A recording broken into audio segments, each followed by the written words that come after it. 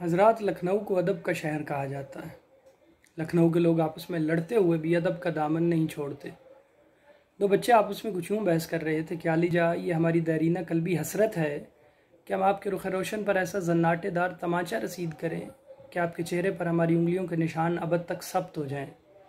اور آپ تاحیات ذلت کے نشان کو لے کر کوچا کوچا، کریا کریا اور بستی بستی گھوما کریں۔